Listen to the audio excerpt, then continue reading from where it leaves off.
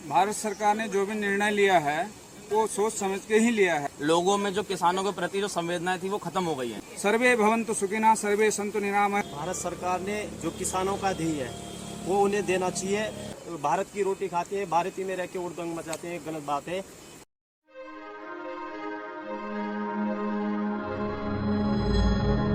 नमस्कार दोस्तों, स्वागत है आपका हरिद्वार के हृदय टाइम्स और हमारे social media platform Hari TV पर। भारत सरकार ने आज से 1 साल पहले 3 कृषि कानून पास किए थे, लेकिन किसानों ने उसका पुरजोर विरोध किया और आज उन्होंने पूरे भारत बंद की कॉल की थी, जिसका हमें हल्का फुल्का नज़ारा दिल्ली और गुरुग्राम में देखने को मिला। आज हम पहुंच चुके हैं हरिद्वार में। बातचीत करेंगे कुछ लोगों से यहाँ पर कि क्या उनको लगता है कि आज हकीकत में भारत बंद का कुछ असर दिखाई दिया कि नहीं। स्वागत है सर आपका हमारे चैनल पर। क्या नाम है आपका? नमस्कार, पुष्कर पांडे, मैं हरिद्वार से हूँ। जी, आप यहीं के स्थानीय निवासी हैं? जी हाँ। क्या लगता है आपको जो किसानों ने कॉल करी थी, कितना उसका असर देखने को मिला? भारत सरकार ने जो भी निर्णय लिया है वो सोच समझ के ही लिया है, वो किसानों के हित में ही है। तो हम सबका यही ध्येय रहना चाहिए कि जो है इस प्रकार से प्रदर्शन करके या धरना प्रदर्शन करके अशांति फैला करके जो है वार्ता नहीं होनी चाहिए। देश में सौहार्द का विषय है, इसको जो है निश्चित रूप से जो है एक तौर तरीके के हिसाब से सरकार के समक्ष उनको रखना चाहिए अपनी बात को।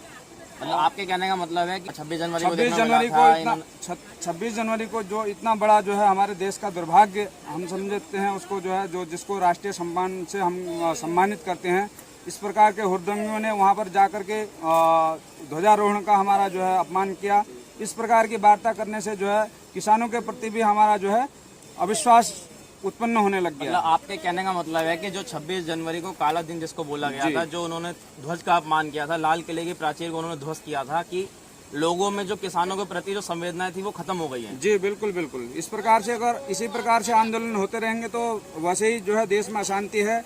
सर्वे भवन्तु सुखिनः सर्वे सन्तु निरामया। इस प्रकार की जो हमारी वैदिक परंपरा है, हमको उसका निर्वाह करना चाहिए और बैठ करके किसानों को और सरकार को बातचीत करनी चाहिए इस विषय पे। किसान भी हमारा जो है देश का अन्नदाता है, तो उसको भी अपनी जो है एक मूलभूत जो अपनी समस्याएं हैं उनको जो है सरकार के साथ रखनी चाहिए, वार्ता करनी चाहिए। जिस प्रकार से इस प्रकार का माहौल हो रहा है, कहीं रास्ते बंद कर दे रहे हैं, कहीं पर दारू का जो है दिखा रहे हैं सेवन, कहीं पर जो है स्त्रियों के साथ दुर्व्यवहार किया जा रहा है, इस प्रकार के कहने का मतलब है कि आम जनता को इससे काफी परेशानी हो रही है। सबसे परेशानी हो रही है इससे।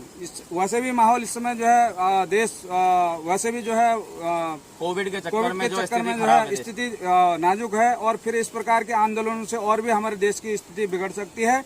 इसीलिए मैं जो है सभी किसान से भी निवेदन करूंगा कि वो बैठ करके विचार विमर्श करें। और जय उत्तराखंड, जय भारत। स्वागत है सर आपका हमारे चैनल पर। क्या नाम है आपका? मेरा नाम संदीप नोटियाल है, मैं यहीं से बिलोंग करता हूँ, हरिद्वार से। जी। क्या लगता है आपको जो भारत बंद की कॉल आज हुई थी, कितना असर उसका यहाँ हरिद्वार में देखने को मिला? हरिद्वार में तो इसे कमी देखने को मिल रहा है, ना के बराबर है।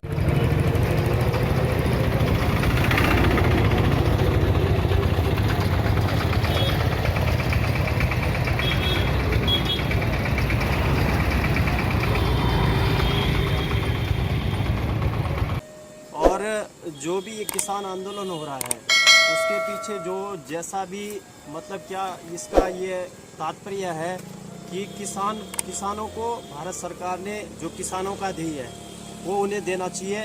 और इस प्रकार से हमारी कामना है। लेकिन उन्होंने जो भी दिल्ली में बैठकर गुड़गांव में ये सब चीज़ें कर रहे हैं, हुड़दंग मतलब जो किया है, हुड़दंग जो कर रहे हैं, उसके लिए तो किसानों को देखना चाहिए था कि इस प्रकार की अभद्रता नहीं होनी चाहिए। और क्या लगता है इसका आगे आगामी विधानसभा चुनाव में उत्तराखंड में इसका असर देखने को मिलेगा?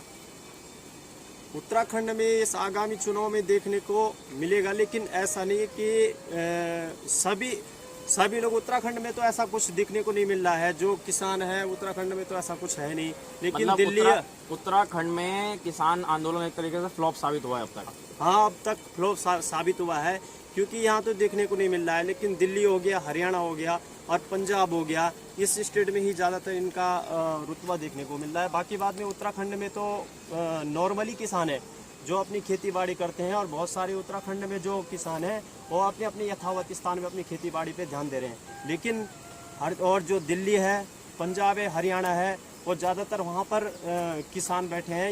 ये तो पता नहीं लगता है किसान है कौन है, ये इसके बारे में कोई जानकारी तो नहीं है। लेकिन क्या है कि जो भी बैठे हैं मतलब हुड़दंगी बैठे हैं इसके बीच में घुसे हुए। हाँ, ये बैठे हैं सारे, जैसे भी है ऐसे बैठे हैं। एक तरीके से खालिस्तानी कनेक्शन पीछे देखने को मिला था, जो कि भाग के फिर उसको हमारी इंटेलिजेंस ने पकड़ा था, जिसने तिरंगे का अपमान किया था। जी जी जी। और तो तिरंगा का अपना अपमान करा तो इसका मतलब हमारे भारत का, सारे भारत का अपमान है। तो इसलिए उनको ऐसा नहीं करना चाहिए था, क्योंकि हम भारत में रहते हैं और भारत के ही साथ भारत की रोटी खाते हैं। भारत ही में रह के उड़दंग मचाते हैं, गलत बात है, हम इस पर वो नहीं कर पा रहे। तो आपने सुना, अधिकांश लोग जो हरिद्वार में और उत्तराखंड के रहने वाले हैं, किसान आंदोलन के ऊपर उन्होंने बताया कि जिस तरीके से शुरुआत में किसान आंदोलन को समर्थन मिला था, सोशल मीडिया पे उनको काफ़ी समर्थन मिला था, हैशटैग चले थे उनके समर्थन में। आज कहीं ना कहीं 26 जनवरी की घटना के बाद और इतने लंबे अंतराल के बाद, क्योंकि किसानों ने कहीं ना कहीं अपनी साख को गिराया है, ऐसा लोगों का मानना है। और सरकार लगातार बोल रही है कि हम बातचीत के लिए तैयार हैं, लेकिन बिल वापस नहीं होंगे। आपको बात करनी है तो टेबल पर बैठ के दिल्ली में बात कीजिए, जहां आप चाहते हैं वहां बात कीजिए। और किसान भी चाहते हैं कि इसका एक सॉल्यूशन निकाला जाए, लेकिन मामला वहीं फंसा हुआ है कि ना सरकार झुकने को तैयार है और ना किसान झुकने को तैयार है।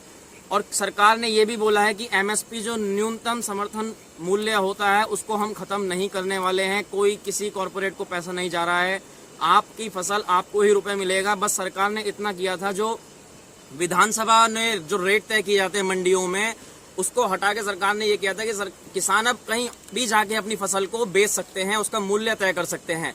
तो आप देख रहे थे हरिद्वार का हृदय टाइम्स और हमारा डिजिटल नेटवर्क हरी टीवी। वीडियो अगर आपको अच्छी लगे तो शेयर कीजिए, सब्सक्राइब कीजिए। फिर मिलूंगा आपको अगली वीडियो के साथ। आपका बहुत बहुत धन्यवाद। जय हिंद।